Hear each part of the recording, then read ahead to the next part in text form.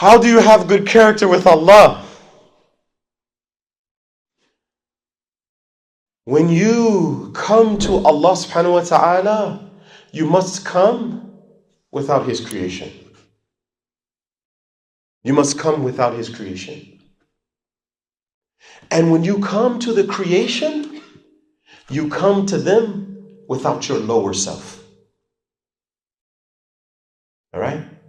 Good character with Allah, you come to Allah subhanahu wa ta'ala without His creation. In other words, when you pray, your prayer has to utterly and sincerely be for Allah. And wallahi, this is very difficult to do.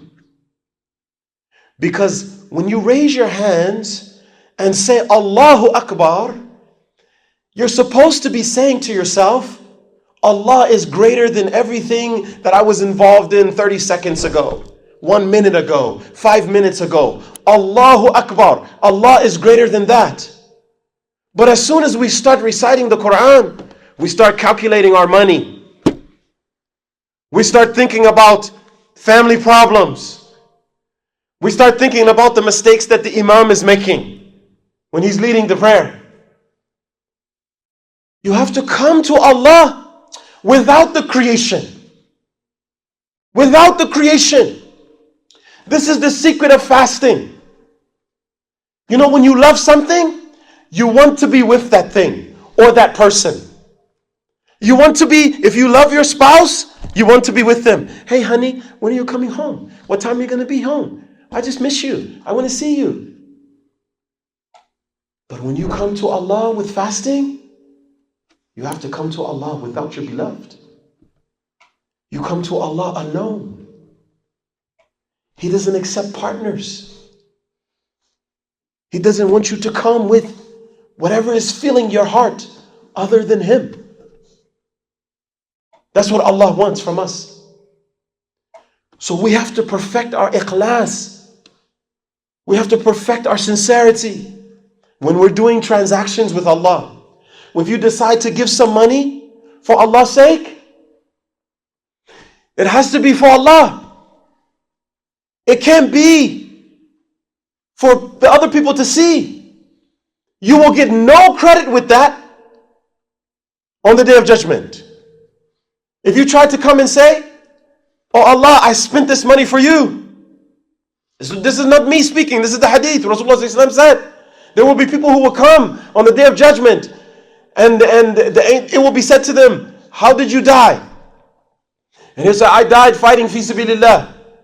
And he'll be called liar. You fought so that the people would call you brave and courageous and strong. They called you that. So you got what you fought for. In other words, don't come here asking for no favors. It was never about me.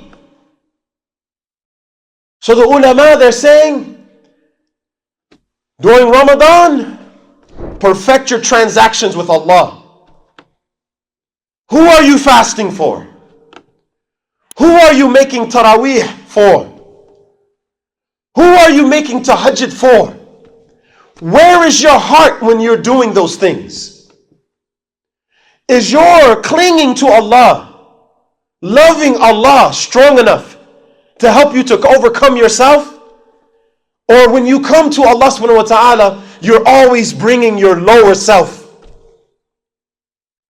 our bad habits, our bad character. And don't forget about the creation of Allah. During the month of Ramadan, Rasulullah sallallahu alaihi wasallam said, if someone tries to argue with you, you're supposed to tell him, Ana sa'im, I'm fasting. I'm fasting. It means have good character with them. In other words, when you feel that thing rising up inside of you and you want to get your thing off, you want to put them in their place, you want to check them, or as they say on the commercial, you just hangry, set it aside. Set aside your anger. Set aside your lust. Set aside your greed. Set aside your jealousy. Set aside your envy. You can't even have a conversation about good character if you're not able to do that. So during Ramadan, this is the time. Have good character with Allah by having sincere transactions with Allah. And then you have to have good character with the creation of Allah by putting aside your nafs al-ammara bis-su', the self that commands to evil. Set it aside. This is what Ramadan is all about, ya ibadallah. Ramadan is about purification of the self. It is a program that helps us to purify. It gives us a 30-day exercise that we're supposed to take into the rest of the year with us.